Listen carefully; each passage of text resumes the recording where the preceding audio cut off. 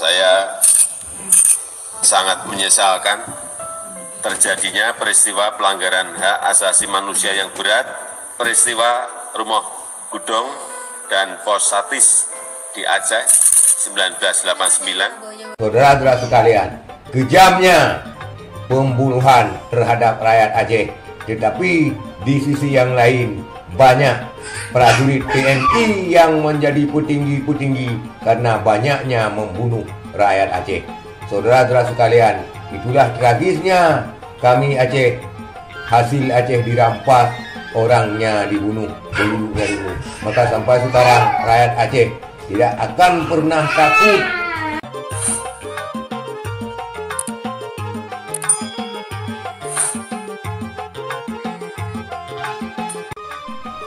Assalamualaikum warahmatullahi wabarakatuh. Pelanggaran HAM berat di Aceh bukan hanya di Rumah Gudong saja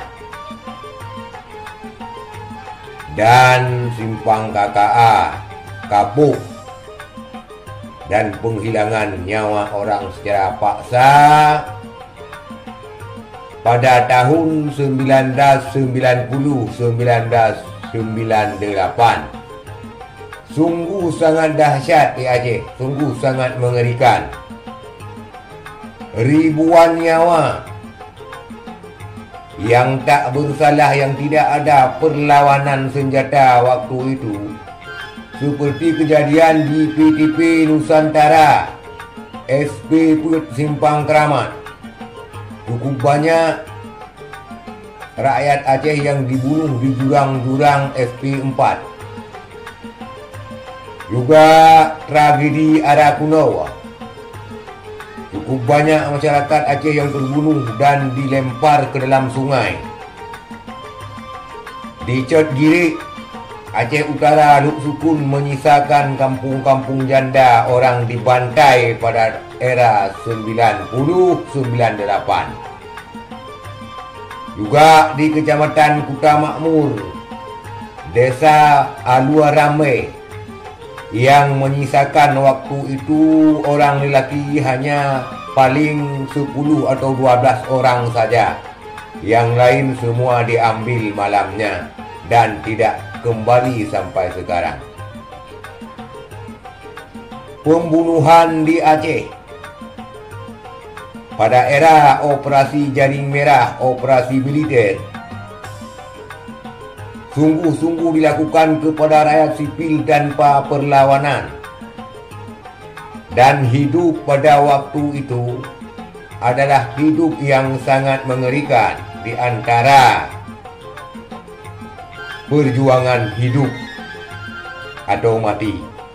Ketika malam tiba, semua orang laki-laki yang ada di Aceh Utara, Aceh Timur, dan Aceh Pidia, jantungnya berdebar-debar. Apakah masih selamat untuk esok hari? Itulah tragedi pada masa daerah operasi militer. Karena saya pada waktu itu berumur 19-20 tahun, pada tahun 1990, cukup mengerikan hidup pada masa-masa operasi militer. Dan mendengar kabar di sana sini, melihat orang mati di sana sini, Masya Allah, itulah pelanggaran-pelanggaran yang dilakukan oleh tentara pada waktu itu. Dan kebanyakan dan umumnya tentara pada waktu itu yang bertugas adalah prajurit Kopassus, di mana kalau di Simpang Keramat juga ada pos Kopassus, saudara sekalian. Dan pada waktu itu prajurit yang bergentayangan di Aceh kebanyakan daripada Kopassus, dan Kopassus pada waktu itu mungkin, bahkan bukan mungkin ya, di bawah pimpinan Danjen Kopassus Prabowo Subianto, di bawah Presiden Soeharto. Saudara-saudara sekalian, cukup banyak rakyat Aceh korban cukup banyak perempuan-perempuan yang disiksa dan diperkosa. Sampai sekarang baru Bapak Jokowi mengakui bahwa di Aceh telah terjadi pelanggaran berat, di mana di rumah gedung, di pos statis dan Kapuk, juga simpang KKA dan penghilangan nyawa manusia. Tetapi cukup banyak di seantero Aceh Timur, Aceh Utara dan Aceh Pilia korban bergentayangan di sana sini.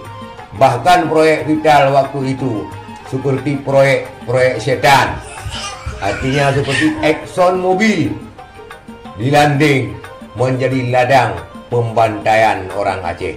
Saudara-saudara sekalian, kejamnya pembunuhan terhadap rakyat Aceh. Tetapi di sisi yang lain banyak prajurit TNI yang menjadi petinggi-petinggi karena banyaknya membunuh rakyat Aceh.